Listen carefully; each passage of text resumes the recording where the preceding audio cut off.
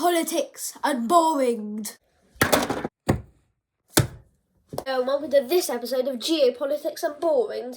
Today we're going to be discussing the Vatican City, more specifically the tangly mess of why on earth a country less than half a square kilometre exists. Now, to understand why the Vatican City exists, the short answer is because of Mussolini, and the long answer is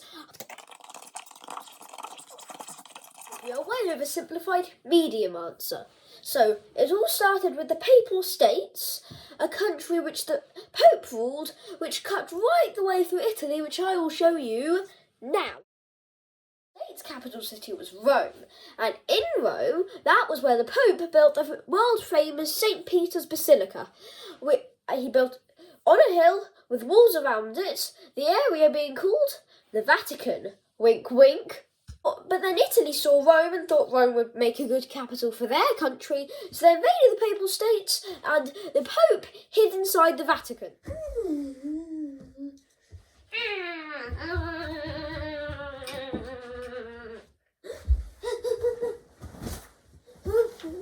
The Pope was hidden behind the walls of the Vatican City, not recognising that the Kingdom of Italy exists, but still complaining about his self-imposed imprisonment by the Kingdom of Italy, which he so thinks doesn't exist. 5 popes and 60 years of hiding later, Mussolini came. This guy.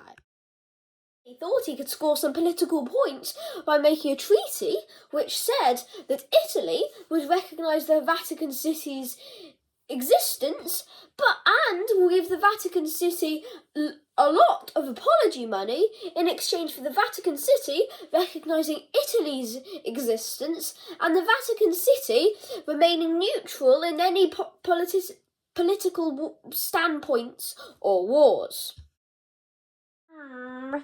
Seems quite right. I'll sign it. The Vatican City was born. Now, the Vatican City is everything you would expect of a country. It's its own government, its own stamps, its own laws, its own police who put the people who don't follow its own laws in its own jail. But, as you're about to know, it is not a normal country. Strap in, because you're about to go on a wild ride. To understand the Vatican City, there are 4 things you need to understand. The Pope, the country of the Vatican City, the incredibly confusing Holy See, and the almost unknown King of Vatican City. First, we're going to discuss the Pope. Now, the Pope is the guy who gets to live in the Vatican City and gets to sit in the very, very big throne. Actually, all the bishops there get to sit in very, very big thrones, but the Pope's throne is the Holy See.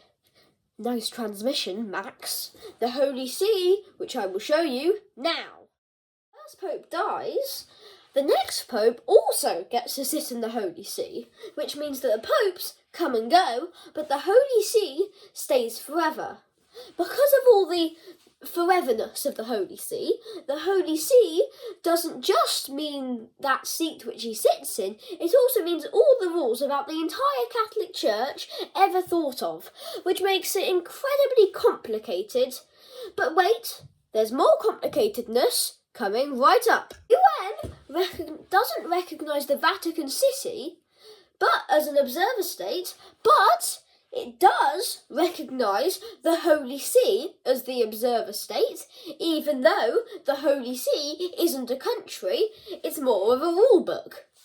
And passports are given to Vatican City citizens by the Holy See, but are accepted by other countries, like a normal passport, as the Holy See, not the Vatican City, because you're getting somehow passports from a rule book to get you into another country which isn't a rule book, it's a country. Hello, citizens of the Vatican City. I am just a rule book, but the UN recognises you as citizens of me, and me a book. Ha, ha. Now, on to the king.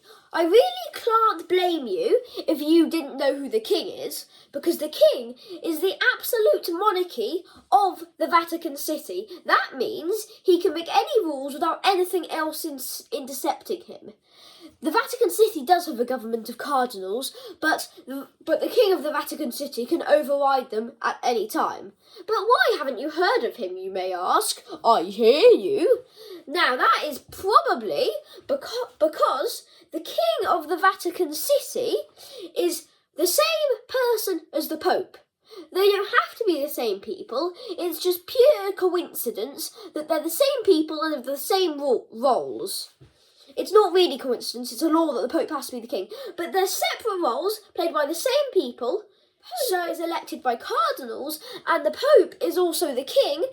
That means that the Vatican City is the only non-hereditary, absolute, elected monarchy in the world. That is most of the stuff I'm going to cover today about the Vatican City, but there's still way more I could cover. If you want a part 2, like and subscribe. But peace out!